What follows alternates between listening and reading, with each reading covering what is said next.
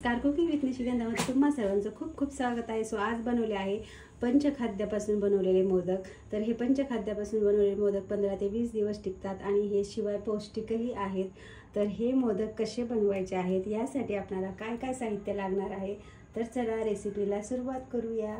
तर आपण पंचखाद्यापासून मोदक बनवणार आहोत। तर पंचखाद्याचे मोदक बनवण्यासाठी आपण घेतला आहे खोबरं किसून घेतलेलं आहे, मी खडी साखर घेतलेली आहे अर्धा बाउल बदाम आहेत आणि एक 25 ग्राम जे आहे ते डिंक घेतलेला आहे, एक बाउल ही खारीक घेतलेली आहे, थोडेसे जर्दाळू आहेत, खसखस घेतली आहे 1 चमचा, 1 टेबलस्पून आणि थोडासा गूळ घेतला आहे, थोडेसे काजू आहेत आणि हे इलायची पावडर आणि थोडीशी बडीशेप आहे। तर आता आपण हे सर्व साहित्य जे आहे थोडं थोडं हलकं भाजून घेऊया। अगोदर खोबरं भाजून घेऊया।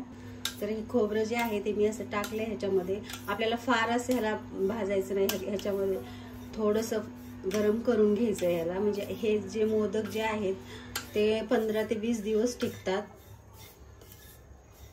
आणि गणपतीला जे आहे ते पंचखाद्याचं नैवेद्य या 10 दिवसामधून एकदा तरी दाखवला जातो।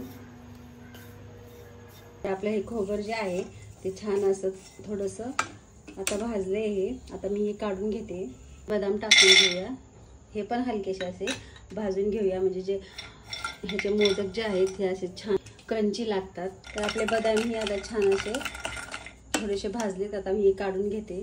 तर आता खारीक ही पण स्लो आणि सर्व साहित्य जे आहे आपलं ते स्लो फ्लेमवर भाजून घ्यायचं आहे, म्हणजे जे हे साहित्य जे आहे छान असं खरपूस भाजलं जातं।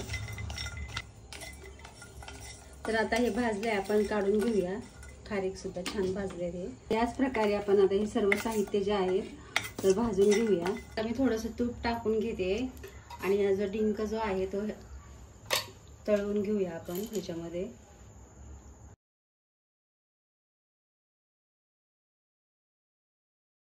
तर आता आपण सर्व साहित्य भाजलेलं जे आहे खारीक बदाम सर्व ड्रायफ्रूट जे आहेत ते आता मिक्सरमधून आपण ओबडधोबड जे हे बारीक करून घ्यायचे। अगदी बारीक नाही करायचं, मिक्सर चालू बंद करून हळूहळू हे वाटून घ्यायचं आहे।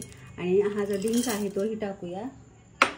तर डिंक जो आहे तो असा छान असा फुलला पाहिजे, त्याची टेस्ट छान येते। आणि खडी साखर जी आहे ती पण टाकून घेऊया।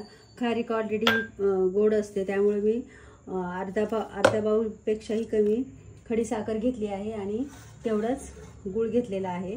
तर आता आपण हे बारीक करून घेऊया। तर मी आता कढईमध्ये 1 चमचा तूप टाकलेला आहे आणि जो अर्धा बाउल गूळ घेतला होता तो आता मी वितळून घेते। फक्त वितळून घ्यायचा आहे आपल्याला हा गूळ। तर आता मी ह्याच्यामध्ये इलायची पावडर आणि बडीशेप टाकते।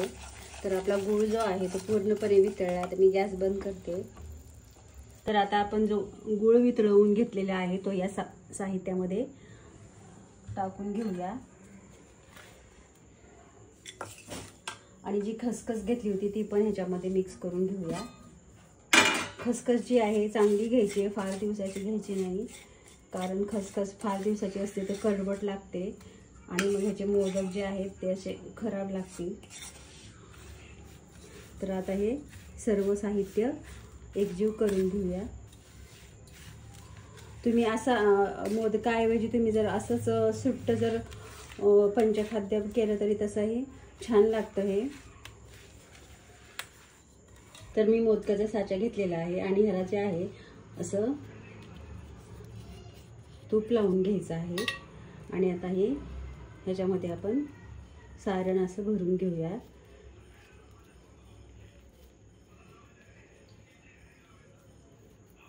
आणि असं जोरात प्रेस करायचं आणि हे लगेच ताबडतोब करून घ्यायचं हे। तर पहा असं छान झालेलं आहे मोदक। अशाच प्रकारे आपण पटापट जे आहेत हे मोदक बनवून घेऊया आणि जोरात असं प्रेस करायचंय, त्यामुळे मोदक जो आहे तो पटकन असा एकजीव छान असा ह्याचा आकार येईल।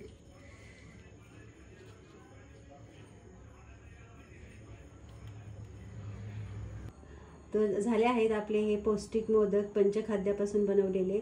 तर तुम्हाला हा व्हिडिओ कसा वाटला नक्की सांगा, नक्की ट्राय करा. व्हिडिओ आवडला तर व्हिडिओला लाईक शेअर करायला विसरू नका. तर भेटूया अशाच नवीन रेसिपीसह. तोपर्यंत बाय बाय.